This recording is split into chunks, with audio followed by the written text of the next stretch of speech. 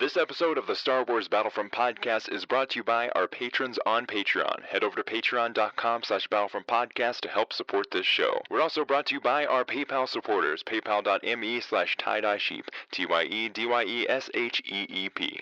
This episode is also brought to you by Star Wars Gaming Network, StarWarsGaming.net, your online resource for Star Wars Battlefront. Pick your class and earn your battle points. Because it's time for the Star Wars Battlefront podcast.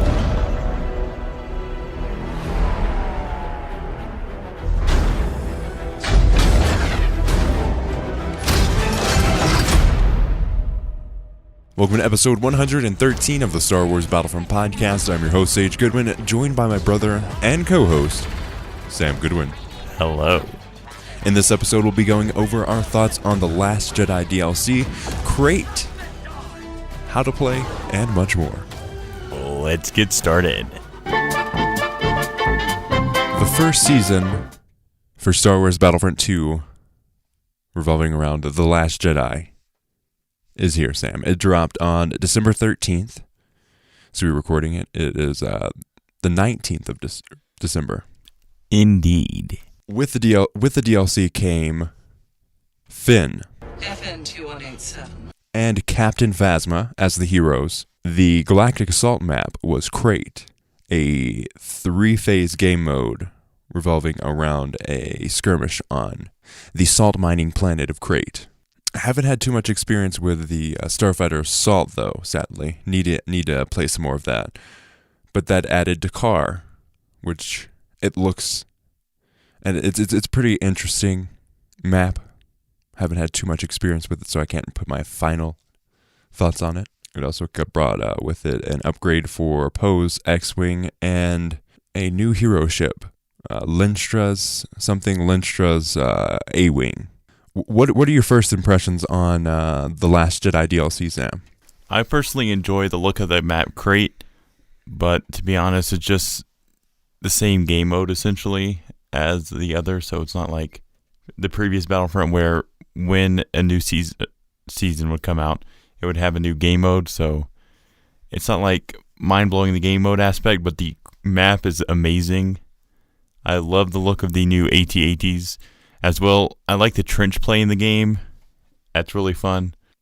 Crait as a map, so it starts out with the first phase, the First Order, the First Order, is on the outside wall of an abandoned rebel post, a rebel outpost. As the First Order, you are trying to make your way to the abandoned rebel outpost while defending your AT-ATs. I think it's the AT-M6s. I think that's what they're called. But you need to protect those, and to protect those, you need to capture or stop the rebels or the resistance from capturing ion cannons to destroy your AT-STs or AT-ATs.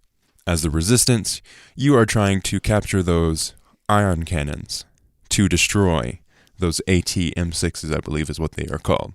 Yeah, nothing new on the game mode side, but I'm not the biggest fan of the last phase of the game mode where you're trying to destroy the generators.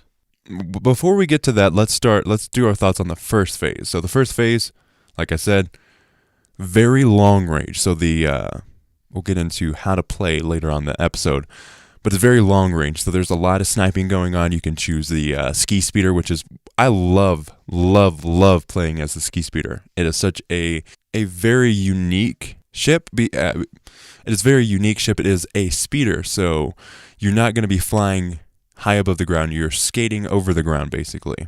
But you have abilities to speed up. You've got like a scan pulse. You've got a overcharge for your weapons, and it's just super fun to rack up points with that. On the other side, you have the AT-STs, the First Order AT-STs, but it's such a long range match. It's very fun to try and snipe the other teams. It's fun to work your way around the ski speeders as the First Order, trying to hide from those in any ways you can. And the trench play is super, super fun. Yeah, the first phase is very annoying for me just because of the long-range gameplay. I mean, a lot of the Galactic Assault game modes, Hoth and the Jakku even, is very centered around the specialist and the sniping aspect. And it does get very frustrating. I know that you're a specialist main, so...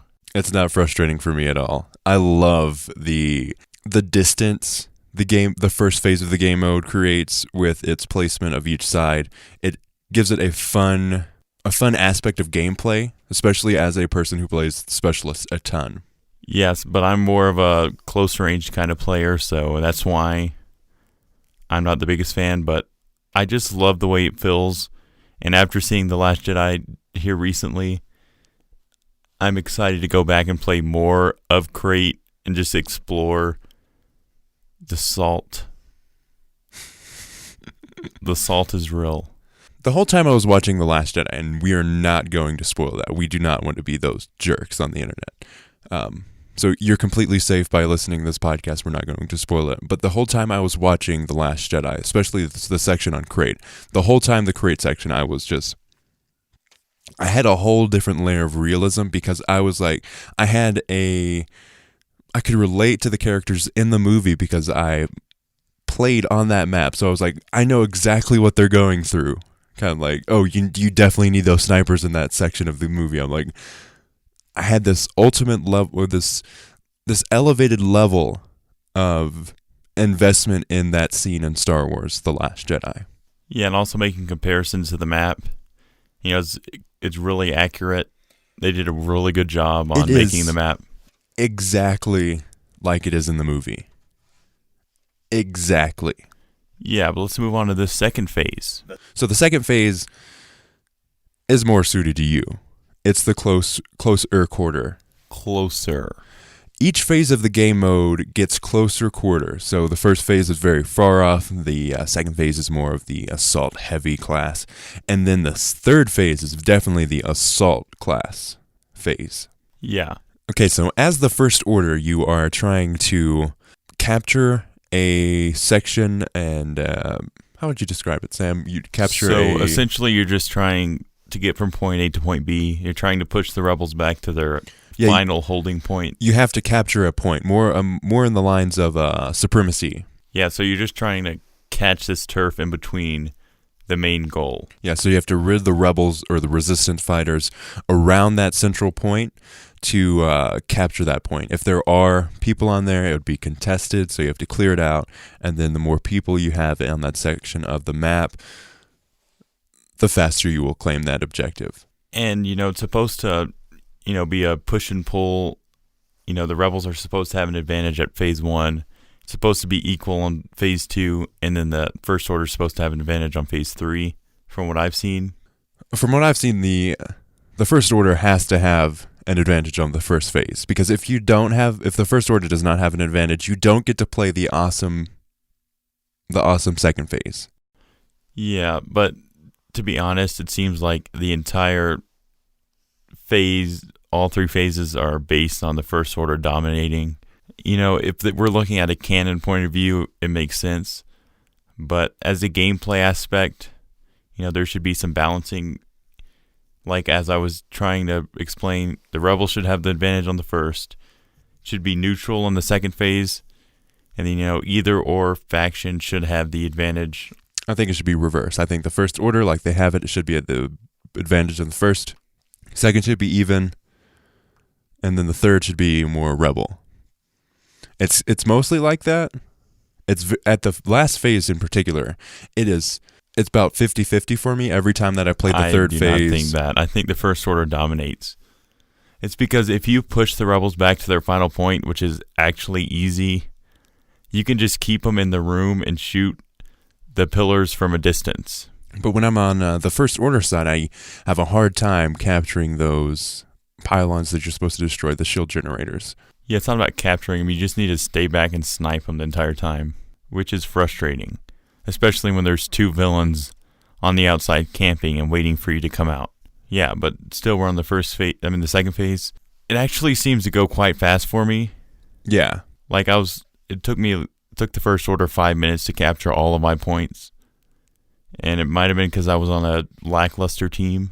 But still, I actually think the First Order just has the advantage over every phase. Because when you can't really see out of the giant door because the light's blinding you. So they can just snipe you while you're, handicapped with your vision. You're not supposed to be by the door at all. But it's there. But you're not supposed to be by there. It's dumb. Especially when dumb to be just by the door. A stinking ATSD comes in and just demolishes everything. ATSDs are the bomb. They are powerful. There was one that got in a trench and started stepping on everything and blowing everything up. I got 13,000 score in one life as an ATSD. That's how you do it. I got the heroes twice. And this game, there are star cards that you can equip to take down vehicles. Yeah. But for the most part, you're just using your default weapon to shoot it down, which isn't very effective. For the second phase in particular, first and second phases, you need to have the anti-vehicle set up. And I love in Battlefront 2 how you can actually change your star cards. So you can change it per phase. So definitely get the anti-vehicle set up for the first and second phases. Yeah, because the ETSTs are a problem. They keep you from using your ion torpedoes or cannons, and they also just keep you from advancing at all. What I love about the Crait map and the whole game mode and section of Galactic Assault is how easy it is to get a hero. There is no...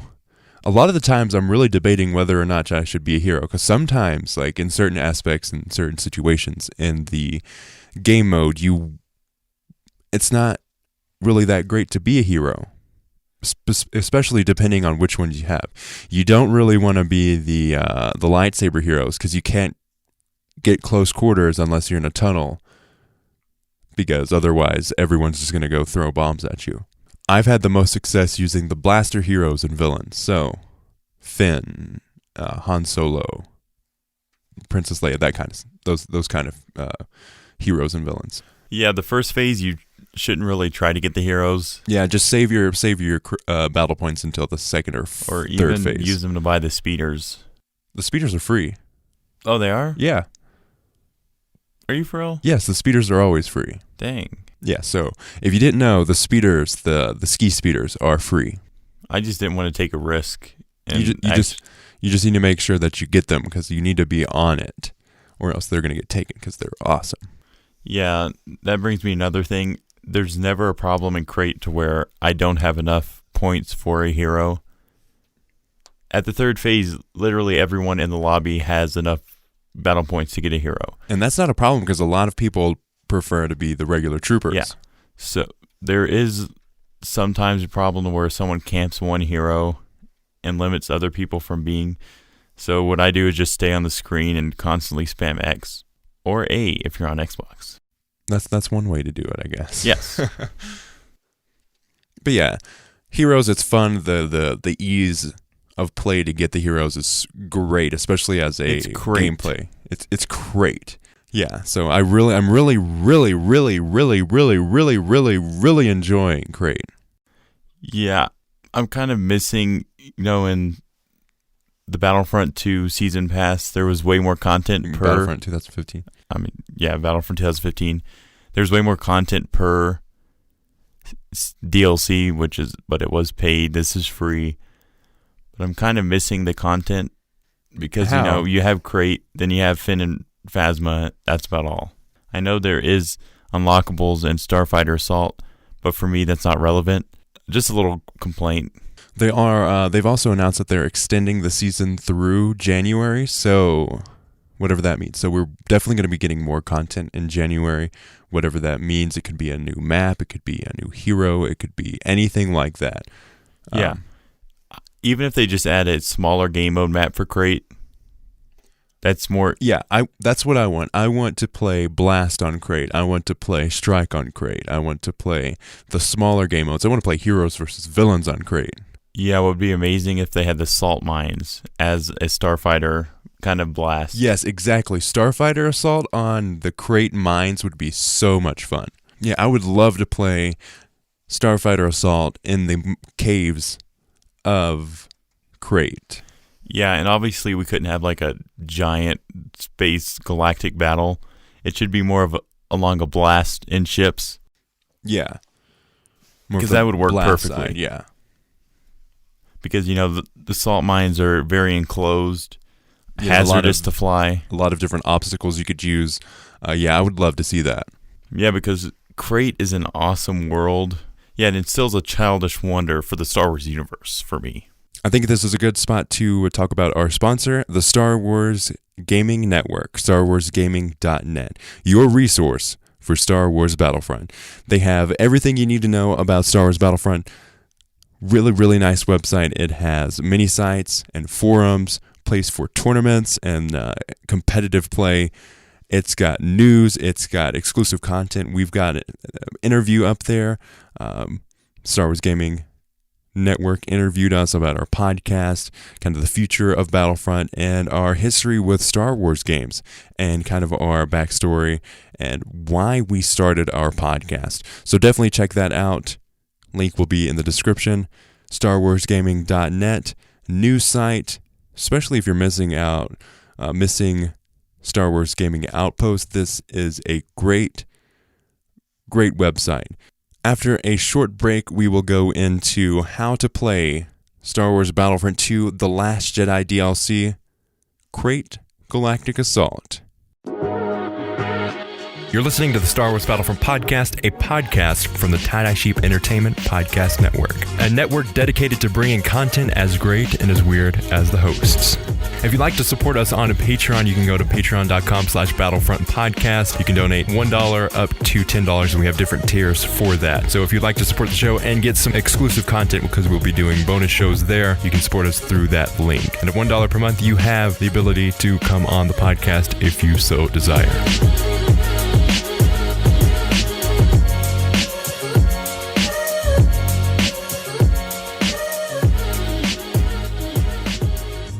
Okay, so now let's talk about how to play Galactic Assault Crait. Phase 1, Specialist all the way. Heavy does a really good job on Crait as well.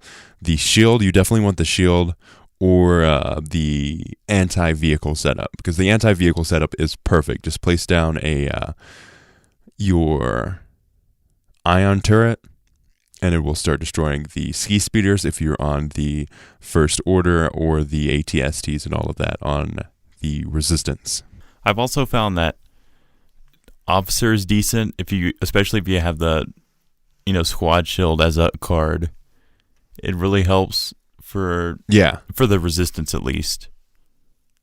Because when you're in the trenches, it becomes a problem with the ATST, so you can do a little bit of cover. And also, the pistols are actually decent snipers. Yeah.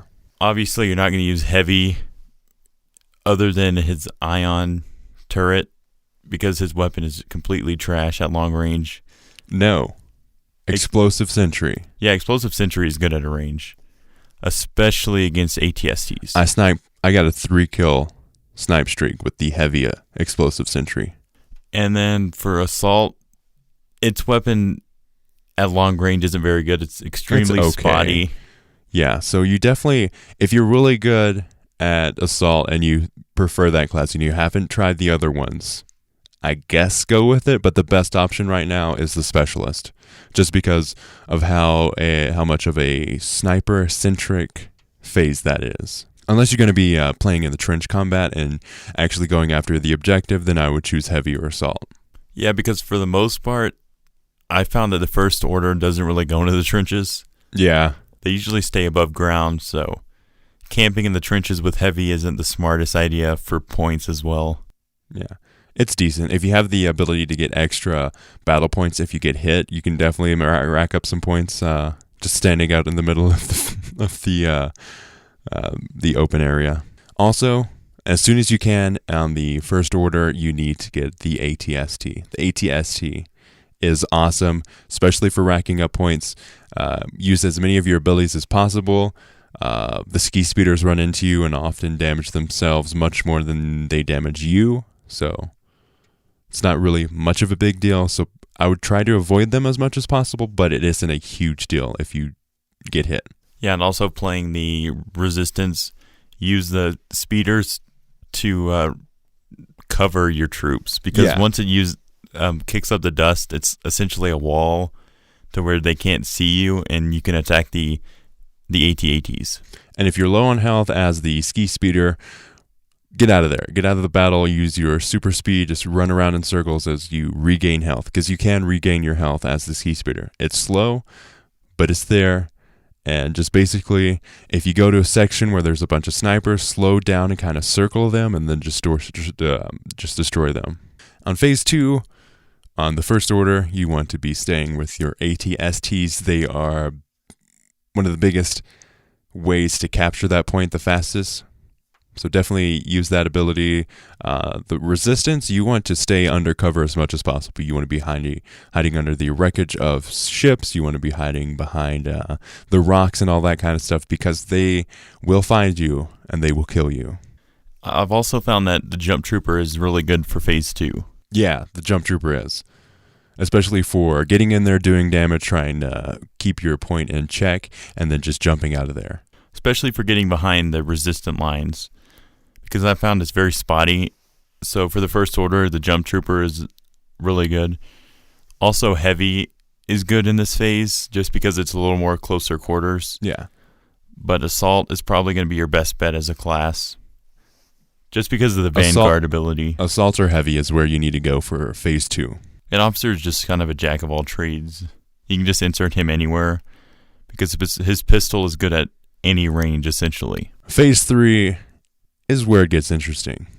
Phase 3 is where you want to be using your credits for heroes. It's where you want to be using your credits or your battle points for reinforcements, that kind of stuff.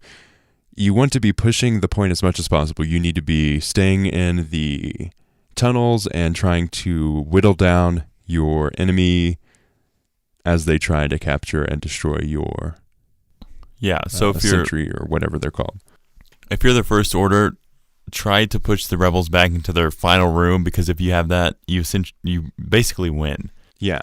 Once they get close to that final door, it's basically over. Yeah, if you push them behind the door, you can keep them there and then attack the pylons from a distance. And then if you're the rebels, you want to stay out of that room and into the open as much as possible.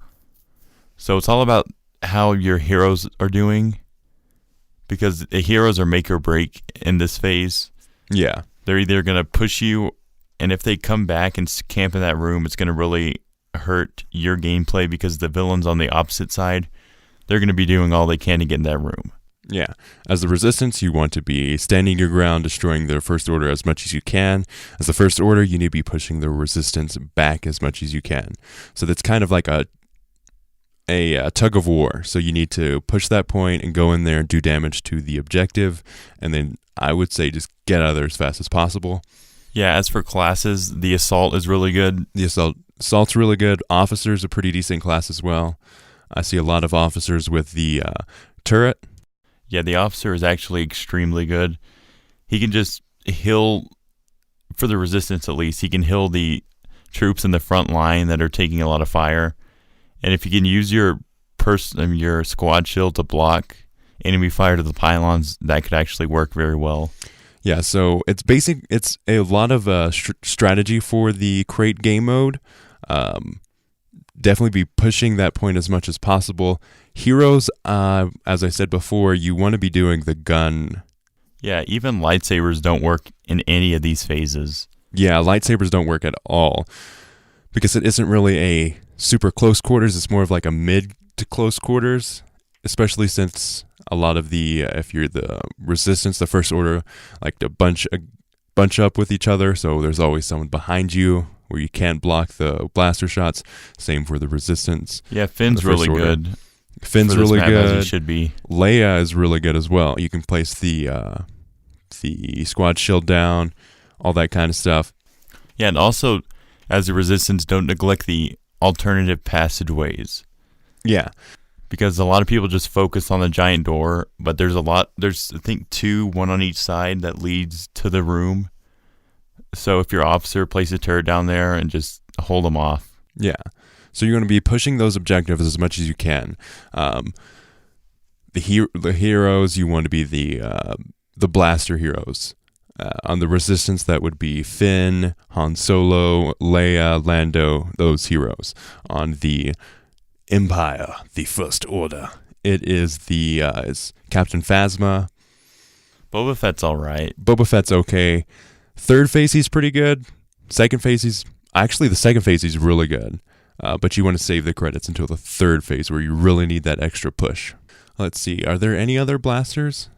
Besides Boba Fett, there's Bosk. Yeah, Bosk is a really good one. Especially with his micro grenades. Yes, exactly. Palpatine is He's weird. Palpatine's can be really good. If you're really good with Palpatine, definitely go Palps. Papa Palps can take a room. He takes a lot of skill to use, though. Yeah, so if you're good with Palpatine, you can capture a lot of points and destroy a lot of rebel scum. I mean, even Darth Maul in this phase is decent, just because he can close the gap with his dash. Yeah. But Darth Vader, too slow. He is a tank. He's just a big target. He's definitely you can't better really than do Luke much, on this phase. surprisingly. So those are kind of our first thoughts on how to play Crait on the Last Jedi DLC season. After we play some more of the Starfighter Assault, we'll go in and do some Starfighter Assault, how to play. So definitely stay tuned for that. If you are not subscribed to our podcast, definitely consider subscribing. We also have a YouTube channel, youtube.com/c/the Star Wars Battlefront Podcast. Or you can search Star Wars Battlefront Podcast on YouTube. We'll pop up. Hoping to do some more stuff on there. We're getting some videos planned out. We're still figuring out video for the podcast right now.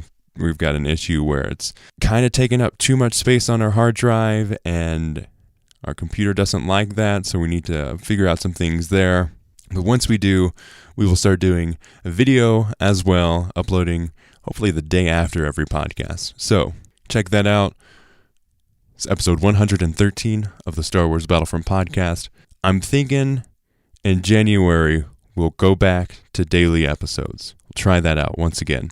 It's going to be interesting for the Star Wars Battlefront Podcast during the holidays, because I am off for like 5 days. So you could be seeing a lot more content from us, or I might just be relaxing, getting a lot of research done so we can do daily podcast episodes in January. I think that's what's going to happen. We're still going to stick to weekly episodes. So definitely stay tuned for that. Maybe even 2 episodes a week. We shall see. I'm your host, Sage Goodwin. I'm Sam Goodwin. This is episode 113 of the Star Wars Battlefront Podcast. You can listen to our show on iTunes, SoundCloud, Stitcher, Google Play, or anywhere you find podcasts. You can find us on Twitter at SWBP Podcast. You can support us on Patreon, patreon.com/Battlefront Podcast. Getting some of those interview episodes edited. Definitely, they're turning out super, super nice. I'm trying out a new style for the podcast. It is a completely produced episode. So definitely, if you want to hear that, first episode is going to be our episode with Norwal Dave, covering a lot of the stuff behind the scenes of how we made On the Battlefront, content that we covered there. We have a lot more content to go over. So if you would like to check that out, you can support us at the $5 per month tier and get all of the other stuff. You can even come on the podcast. So if you'd like to come on the podcast or get that exclusive content, just check it out. Patreon.com/Battlefront Podcast. Our PayPal, most popular way to support us, paypal.me/TieDyeSheep, TYEDYESHEEP. Our Discord is an awesome place. Definitely check that out in the description.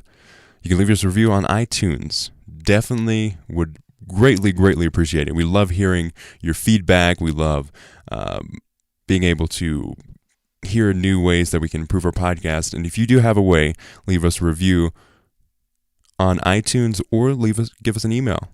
BattlefrontPodcast@gmail.com. As I said before, our YouTube channel is the Star Wars Battlefront Podcast. We've got some big plans coming up. We've got some really cool guests lined up, trying to get some more guests going, and definitely going to be expanding the podcasts even more. Also, 2018 will be a big year for Tie-Dye Sheep Entertainment. I'm researching and in the rough stages of a second podcast, working on our website and improving the Star Wars Battlefront Podcast even more. As always, Thanks for listening. and may the Force be with you.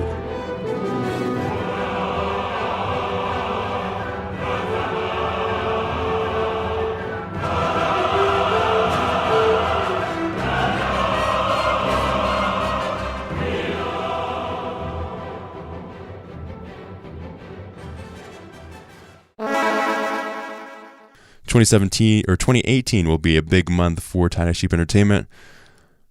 Researching into another podcast. What's that? Did I say month? 2018 will be a big month for Tie-Dye Sheep Entertainment. Did I say it again? Big month. That was hilarious. Big month. You said it twice.